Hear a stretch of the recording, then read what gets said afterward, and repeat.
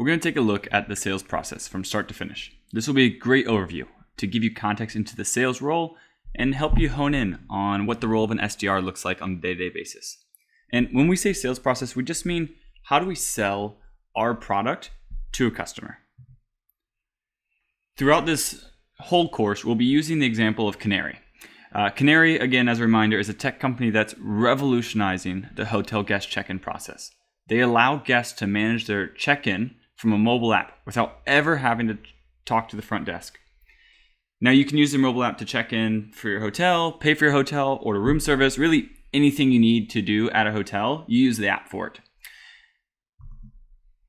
So when we look at the sales process, we can really break it down into 4 simple stages: sourcing, outreach, selling, and closing. And we're going to walk through each one of these examples now in this video. And then in a later video, we're going to go in depth to each one of these. So let's talk about a high level what these 4 stages look like. In the first stage, we have sourcing.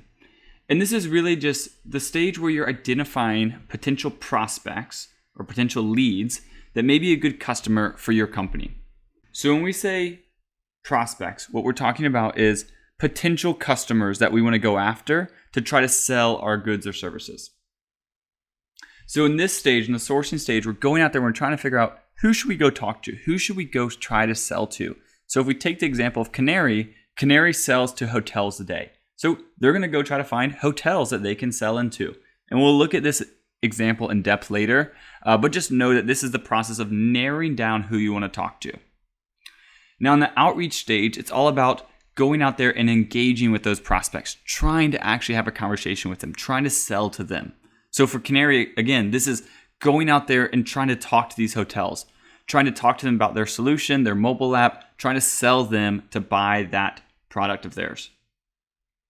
Once you have a prospect that's engaged with you, that's willing to talk to you, willing to learn about your solution, your product, now you're selling them. You're educating them on the value of your offer. You're talking about the benefits that they're going to see from your solution. You're trying to get them excited about using your product or your service.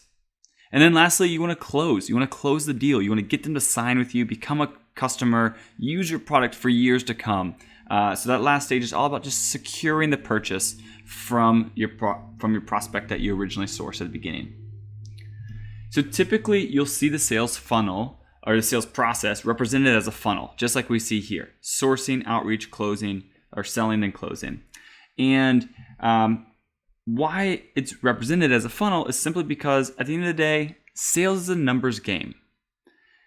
You're never going to be able to close 100% of the prospects that you source at the top of the funnel. Typically, you're only going to close around 1% of those prospects that you source at the very, very tip top of the funnel. So let's go through an example here. Say we're Canary. We want to go out there and we want to sell to hotels. Maybe we find 100 hotels in California that we can go sell to. So we find 100 of those hotels. We find the emails and the phone numbers of the hotel managers that we're going to try to reach out to. And we email and we call all 100 of those hotels. Now, typically, only about 5% of those hotels that we reach out to are going to get back to us.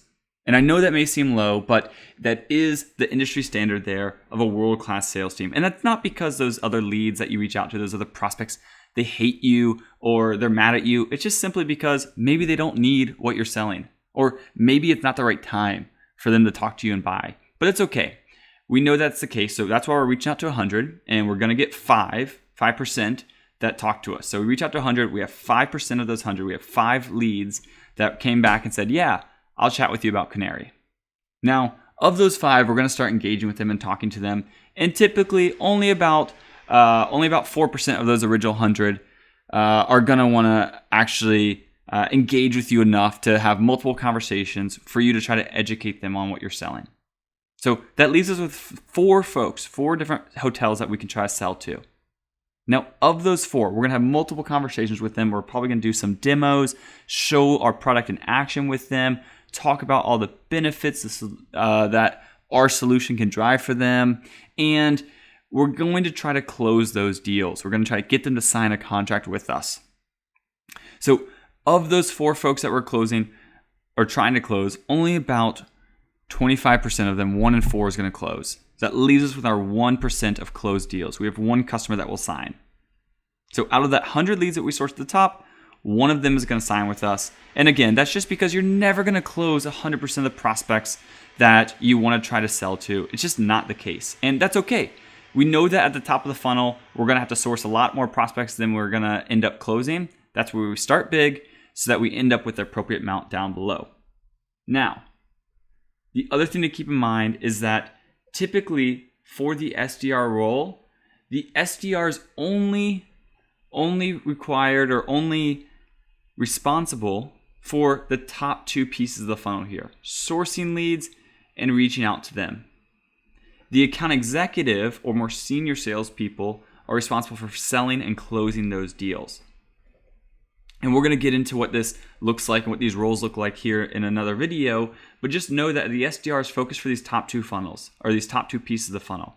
And that's simply because most technology companies set up their sales process so that they have one person or one team, if you will, the SDR team, solely responsible for finding new prospects to go after, new prospects to sell to. They source those leads, they outreach to them, they get them engaged, and then once they're engaged, the SDR will pass that lead on or that prospect on to the account executive.